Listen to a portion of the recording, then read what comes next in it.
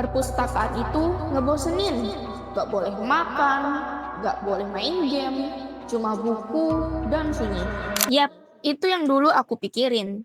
Tapi anehnya, sekarang tempat itu justru bikin aku betah duduk berjam-jam tanpa ngerasa rugi. Hai, aku Clarissa, siswi SMK Negeri 2 Pangkal Pinang. Aku dulunya paling males kalau diajak ke perpustakaan. Tapi suatu hari, temanku Zaskia, pecinta buku garis keras, maksa banget aku ikut. Dan ya, aku ikut aja, walau niatnya cuma numpang duduk, buka buku, pura-pura baca.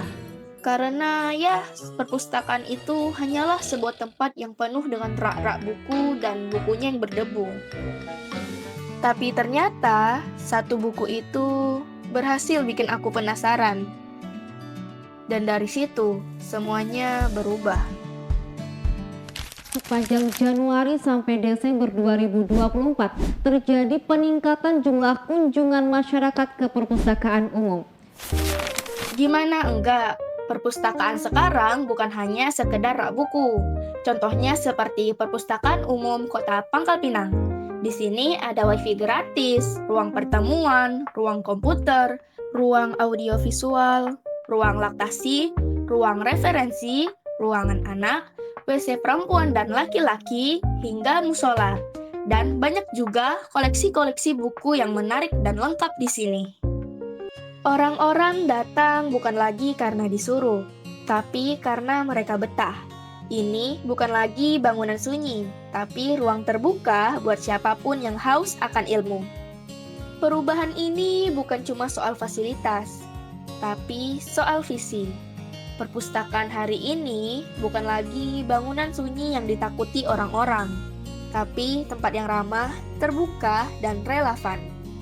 Dan inilah bukti nyata bahwa perpustakaan kita terus berkembang mengikuti zaman.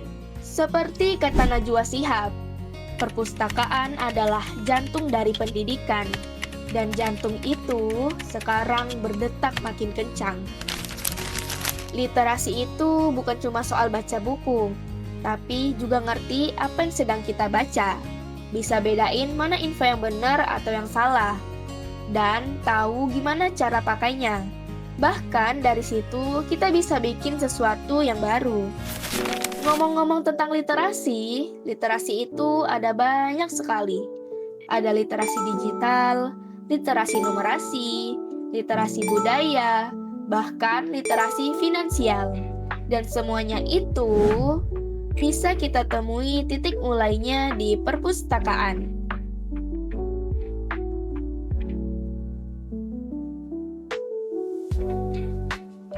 Buatku sekarang, perpustakaan itu udah kayak tempat nongkrong. Saking asyiknya, aku sampai nggak sadar kalau perpustakaan udah mau tutup. Selamat sore pengunjung perpustakaan yang berbahagia. Layanan perpustakaan akan segera ditutup. Rasanya belum siap buat ninggalin. Tapi ternyata di zaman sekarang kita nggak harus selalu ada di gedungnya buat ngerasain suasana perpustakaan.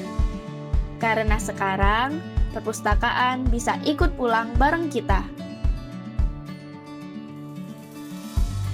Lewat aplikasi seperti iPangkal Pinang atau iPusnas, kita tetap bisa baca dan belajar di rumah, di perjalanan, bahkan di desa yang jauh dari pusat kota. Literasi sekarang udah berubah, bisa kita akses dari HP, dari rumah, bahkan dari kampung-kampung kecil. Itu dia kekuatan literasi digital. Perpustakaan jadi lebih dekat dengan kita.